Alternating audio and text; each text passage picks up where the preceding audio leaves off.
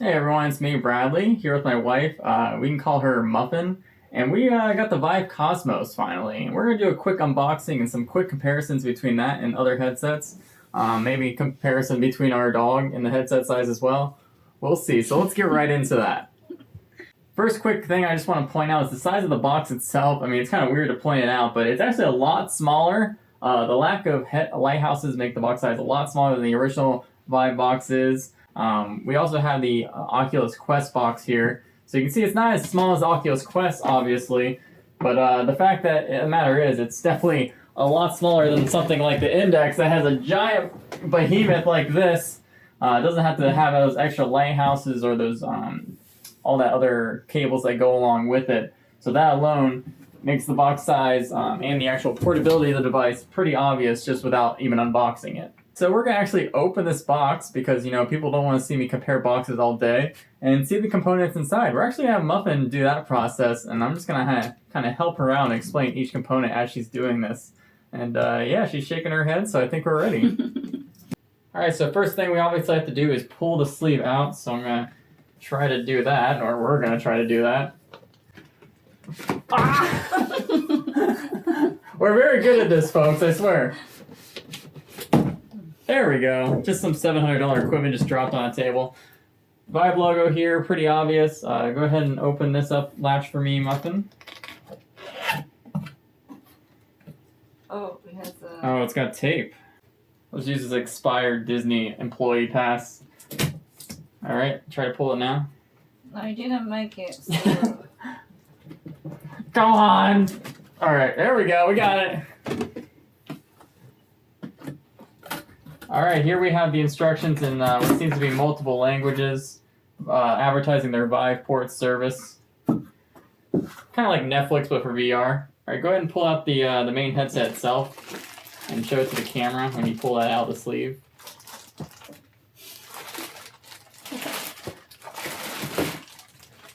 See here the 6 tracking cameras, 2 front, well I guess 4 in the front, 2 facing front, and left and right for the inside-out tracking, similar to tracking to Oculus Rift S and Quest, of course.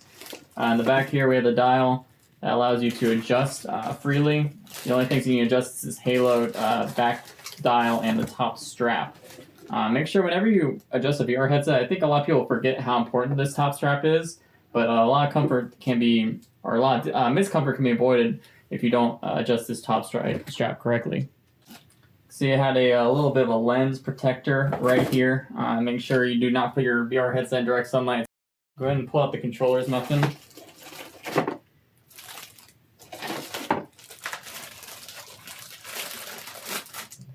All right, I'll hold one, you hold the other. So here is the actual controllers themselves. You can see they have the big LR stickers on them. Those will be coming off because they look disgusting. But yeah, it looks very similar. Actually, you hold this for a second. I'm going to go ahead and grab the Oculus Quest controllers because they'll be a great comparison. So they have a very similar design to the actual Oculus Quest controllers. Actually, very similar. You can see they both have halos, except the main difference is where the Rift S and Quest use IR trackers. These will light up. These tribal weird design on the Cosmos controllers is what helps the tracking. It's kind of like a mixture between how PlayStation VR tracks their controllers and how Oculus tracks theirs as well. You can see on the back in comparison, there's 2 triggers, a bumper and a trigger on the back of the Cosmos, whereas there's only one. And there's also a click. I really like when controllers have a click as well as the actual analog trigger. So that's nice. Do they both have that? No, this is like a bumper controller you would have on a standard game joypad, and as well as turn that back to the front. 2 buttons, X, Y, A, B, depending on if it's left or right controller, and a Vive button similar to the Steam VR button or the Oculus button on the touch controllers. See if there's anything else in here. Very light in terms of what you need to actually unbox in here. What's in there? All right, so this has a DisplayPort to mini DisplayPort cable and a USB 3.0 cable, as well as something I want to talk about here. Yeah, there you go. Now go ahead and hold this here. This is, if you've had a regular Vive or Vive Pro, this is very familiar to you. This is called a link box. A lot of headsets chose not to use these, and I was kind of disappointed when I saw this when I first did my Cosmos demo, because I kind of like directly plugging in my cables directly to the computer instead of a link box.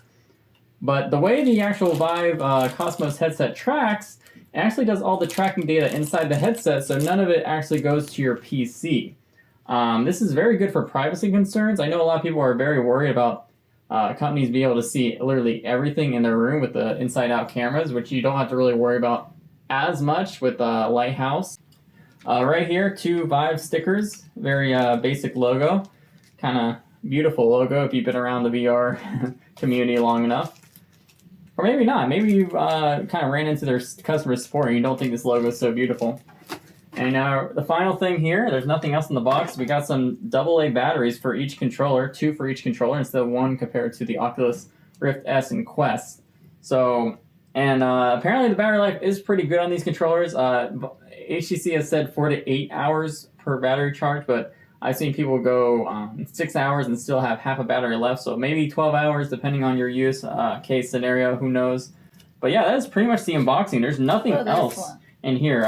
All this is just the power for the headset. Use a standard power adapter similar to the Vive regular and Vive Pro. Not much to really show off here. Uses the sideways connector, which is a lot better in my opinion than a lot of the other ones. So that's pretty much it for the Vive Cosmos unboxing. I'll be definitely setting this up very soon. I know it's having a lot of issues right now. Whoops. A lot of issues with tracking, but they've been updating. When they released this headset literally a few days ago, their firmware is on 1.0 and it's already 1.0.5, which means they already made 5 updates since literally it came out on Thursday or Friday. I can't remember which day. And they are trying to fix this as fast as they can. They've had a rough launch. I do believe because HTC is doubling down on the VR industry, they will make this headset more usable. But that being said, the price tag and all the other features, I still got to thoroughly review with some long-term testing. But there will be a long-term testing review, a very in-depth review. But for now, I just wanted to get this unboxing and explain some of the features right away. And yeah, I'm up and come in here with me. Just kneel down so we can say goodbye to everyone. Just want to thank my wife here. I always wanted her to be in my videos. I thought it'd be a nice little change of pace. Look down there. A nice little change of pace to have her in a video. So that's really why she's here. And yeah, I hope you enjoyed this video. I hope it was useful to you. Like, subscribe, and all that garbage. Bye.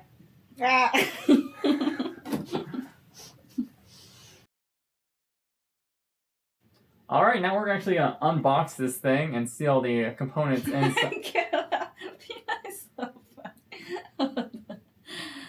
Okay. She's professional.